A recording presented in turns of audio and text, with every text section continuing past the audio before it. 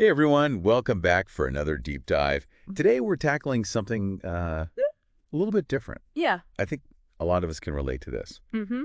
We found this plan for a podcast episode called Rediscovering Yourself, Mm-hmm. a mama's journey to self-love and confidence. Ooh. And you know what?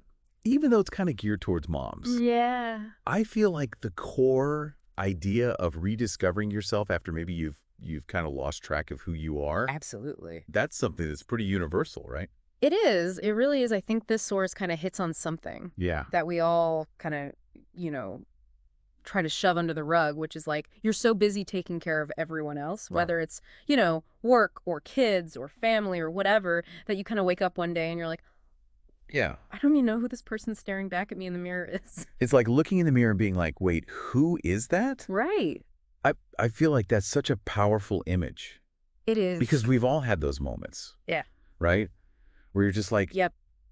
I don't even recognize myself. Yeah, yeah. And this whole concept of self-love, right? Yeah. Like, I think for a long time, we thought of self-love as this, like, indulgence. Like a treat. Yeah, or like, oh, you got to get your nails done or you got to do this. Right. But really, self-love is so much deeper than that. And it's not an indulgence. It's actually crucial. Yes. Like, it's essential for well-being. Completely. Because if you don't love yourself, how can you effectively love and give to other people? I'm thinking about it. Yeah. You can't pour from an empty cup. Exactly. Yeah. And there's actually this concept in psychology called ego depletion. Oh, yeah. Have you heard of this? I have. It's basically the idea that we only have so much willpower. Yeah. So if we're constantly like giving, We're burnt out. we burn out, we get depleted. So self-love is really about refilling your own well so you can give sustainably. So how do we do that, though? Mhm. Because I think that's the question Yeah. a lot of us have. You Right. get the concept, Yeah. but the actual how-to Ye- is a little bit more elusive.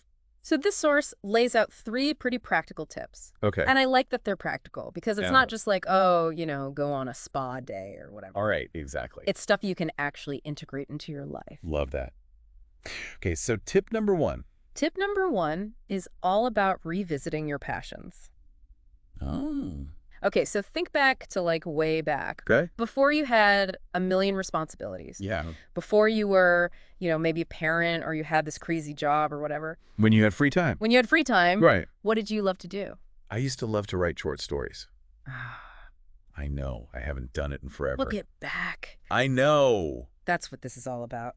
Just hearing you say that makes me want to like dust off the old laptop. Yeah, exactly. That's the Sounds feeling. like that. It's supposed to evoke. And the nice thing is, Yeah. you don't have to like devote hours and hours. Oh, good. They talk about like even 10 to 15 minutes a day Yeah. of doing something you love can have a huge impact. That's manageable. Right. Mm. And they have an example of like journaling for 5 minutes every morning I love that. as a way to like shift your perspective and like set the tone for the day. Like a little intention setting. Totally small act, Yeah. big potential. It's funny how we make excuses for ourselves, though, right? All the time. Like, oh, I don't have time. Yep. I'm too busy.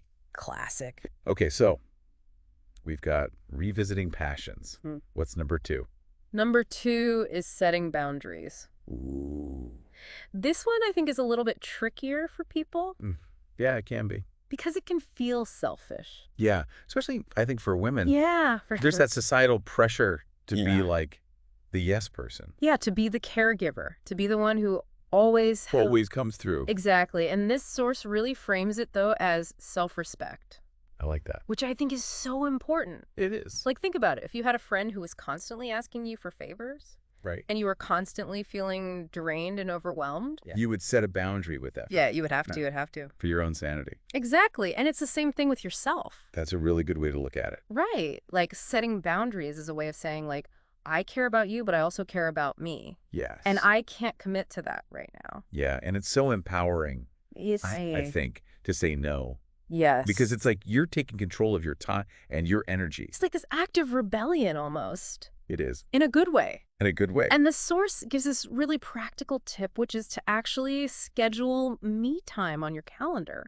I love that. Even if it's just like 15 minutes. Yeah. It sounds silly, No, it doesn't. but like that visual reminder makes such a difference. It does, because then you can't be like, oh, I didn't have time. Right. Because it's right there. Exactly. Okay, so we've got reigniting our passions, setting those boundaries. Mm-hmm. What's the third tip for rediscovering ourselves? The third tip is to celebrate small wins.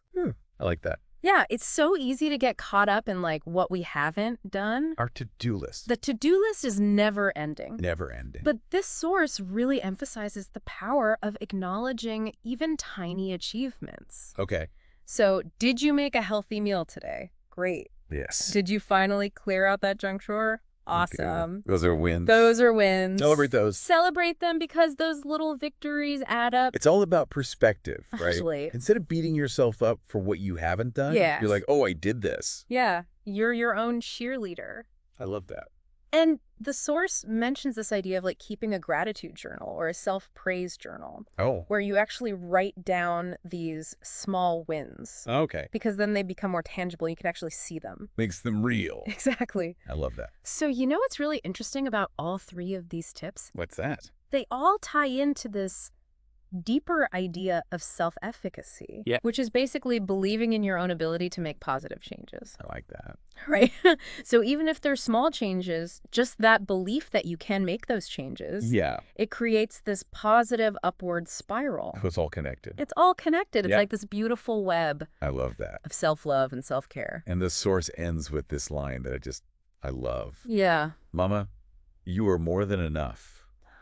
And I think even if you're not a mom, Right. that is a message that we all need to hear. We all need to hear that. Because sometimes we forget Yes, we do.